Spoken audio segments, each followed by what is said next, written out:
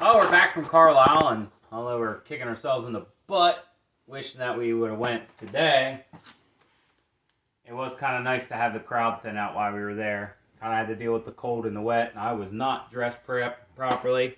I bought a pair of jeans, so that's something that's not here. I bought some socks, because it was cold out there, okay? But, And he bought a hoodie. I did buy a square body Chevy pickup truck hoodie. It was fleece line. That was pretty awesome. I wasn't gonna buy no goofy Jeep ones in pink tie dye because I would never wear it again. Definitely not. So here's some of the stuff we got.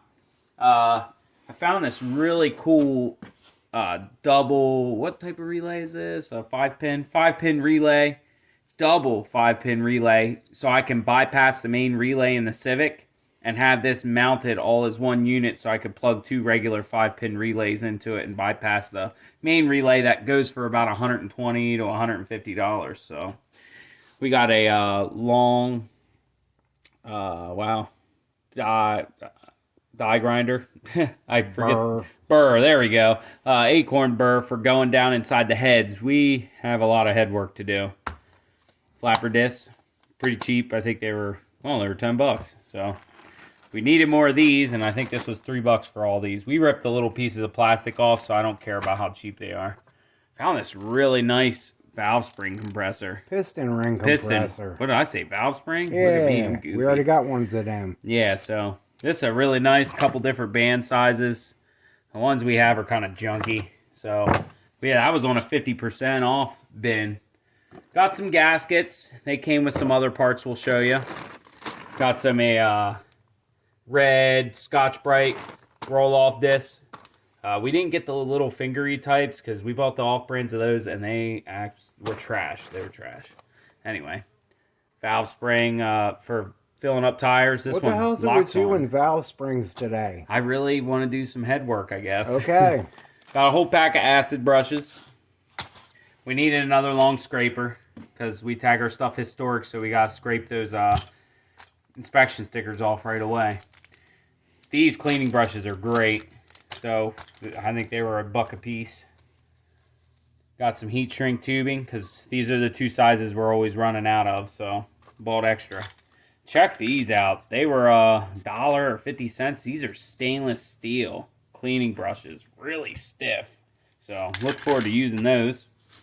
Pop's got a dual toggle switch for the S10 because we're bypassing the silly combination switch on the dash because they are like junk on those years.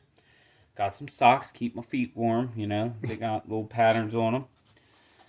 We picked up a high beam dimmer for the extended cab Fancy Ford. Needed one of those. This is almost discontinued. I had a really hard time buying this from somewhere other than LMC that wanted $50 for the thing. They're just goofy with their prices. Got some new transmission tubes. Plugs. We'll put them up there with the other ones. They're great to keep dirt and stuff out. There's the radiator bushing kit from Ames. It comes with bolts, washers, the sleeves, and everything. Whole body mount set for the Le Mans. And we got some, I think these are back hand rests. They look just like the ones in the back. I don't know that they're going to work in the front, but that's what I bought them for, was to replace the front. I guess they use the central ashtray when you're smoking in the front of the car. Got some nice LED floodlights to replace the ones on the Explorer. These were cheaper, about 50% off what you would buy them in the store. So it's really important when you go to a swap meet to know what you could buy things for. Like, we know that these brushes are going to be $2-3 minimal at the store. Got them for $1 a piece. Heat shrink, I think I was paying $25 for a whole container, probably half this amount, you know? You're gonna be hard pressed to even find these somewhere. These acid brushes are like 3 for $1 or something at the hardware store. These I think are like $25-30 for a 10-pack. Or maybe $20 for a 10-pack. Like Harbor Freight, it's like $15 for like a 10-piece set. Yeah. And of course, I mean, these are about $50. Paid about half of that. So, pricing wise, I think this was probably the best find. This was only $15. So, that's super cheap on the Piston ring compressors. These are the floor pans for the Le Mans that I ordered ahead of time. We picked up at Ames Performance while I was there. So that was great to have another step of that project to go. And, well, other than that, Pop scored everything he needed for the Vortec build. Got a set of Vortex cylinder heads. They're dirty. They need some work, but I got to do work to them anyway to run the cam that I'm eventually going to run in this motor. They're not all sludgy, though. There's not a lot of sludge down in here. Yeah, so these are definitely doable. We looked them over real good when we got them and couldn't see any kind of cracks or anything in them. Where we found that they crack is right here in these water passages. Right in here. The last set of heads Pop bought with the Vortec motor he bought, they were cracked, what, here in both heads? Yeah, really bad. Enough to get like a feeler gauge into. But when you're looking at these at like a yard sale or a swap meet or something, you want to look for, you'll see a rust line that runs up if nobody's like really messed with the heads. You want to look for that rust line. And on these heads, it didn't have it. So you could take a pick and kind of run it across this area, and if there's a hairline crack, it'll get caught in there, and then you'll be able to kind of dig the grime out. That looks like machining.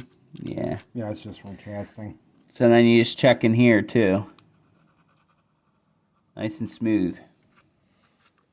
Both heads look like that, man. These are going to be great. And I also picked up a 350 crankshaft. I ran the numbers on it. And one piece rear main seal, which is what my block needs because my old crank was completely roached. So I'm going to be cleaning this up and polishing it. And then I'll check the clearances on it to make sure I don't need to have any more work done to it. But it doesn't look tore up at all. And when I ran that number, it comes back as a 350 Chevy crankshaft from like 96 to 99 for the 300 horse and the 330 horse small block that came out. So I'm happy with that. And it was $20. And so Pops, this is his crowning find. And I pre-ordered the floor pans, so it's not like I found those or anything or got a super sweet deal on them, except that I saved on shipping. But I also found some taillights that we're going to retrofit into the Le Mans possibly. Some 69 Mercury Cougar taillights, which is actually another really favorite car of mine. I love the headlights, taillights in these, and I like that year a Mustang as well, but I prefer the Mercurys for sure. I always thought Mercury made a much cooler car than Ford did. But kind of quickly retrofitted them. They're going to get way sunk inside of there. We're hoping to do some fancy stuff with this, so stay tuned, and we'll show you what's going on with these. James from All Hail Internal Combustion. Make sure you hit those swap meets. You'll find just the parts you need. The price on these Mercury taillights you would not believe, and this is exactly a long taillight. Is exactly what I was looking for. The heads and the crank is exactly what Pops was looking for his Vortec build. You can find sometimes exactly what you need at a way cheaper price. So stay tuned and we'll show you how we put all these parts into motion. Until next time.